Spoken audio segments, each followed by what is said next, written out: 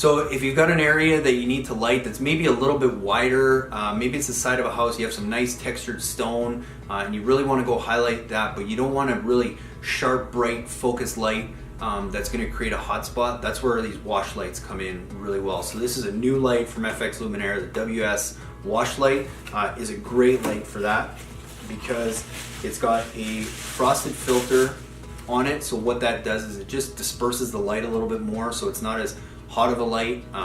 It's just a lot softer, subtler light. It also has a wider beam spread. So again, if it's a bush that's maybe a little bit wider, and that 60-degree bulb that you can get in the accent light is not quite going to do it. You want something a little wider. This is a good option. Anywhere where you want a slightly softer light, or you have some shrubs or bushes that aren't quite as big, or the side of your house, or different areas like that, this is a great light for that. Again, it comes with a 6-inch ground stake, a 20-watt equivalent LED bulb, so plenty of brightness, and it's a really good economical light. You can find that on our website, and you can get this light also in our Try It Before You Buy It kit, where you actually get one of these, an uplight and a path light, along with a King Innovation Insta-Light, so that you can actually go and test these lights out around your property before you make any big purchases. So that's the WS wash light from FX Luminaire.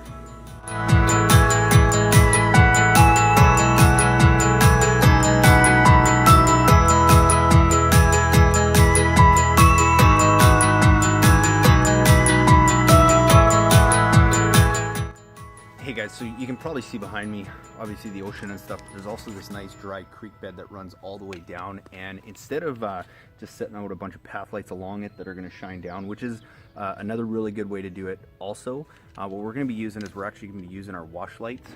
Because it's a dry creek bed, we're actually going to have the lights down in the bed, kind of just glazing the bottom and the rocks and all the little stone features. So it's just a different way to light a creek bed. Again, path lights would be a good way to do this if you kind of stagger them around the creek.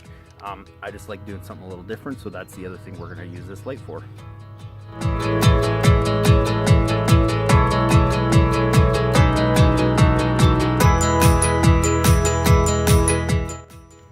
Hey guys, so here's another example where I'm going to use this wash light. As you see this beautiful rock work behind me, we're going to use this to, again, just put a nice subtle, gentle light on it. That's going to give us a wider beam, so it's going to capture more of this rock, and we're going to get a lot of reflection back down, and we're going to get some, you know, on the nice rhododendrons and different plants that are in here without having to throw a bunch of path lights. It's just, you can get some really good reflection off this, so it's another really good use for a wash light.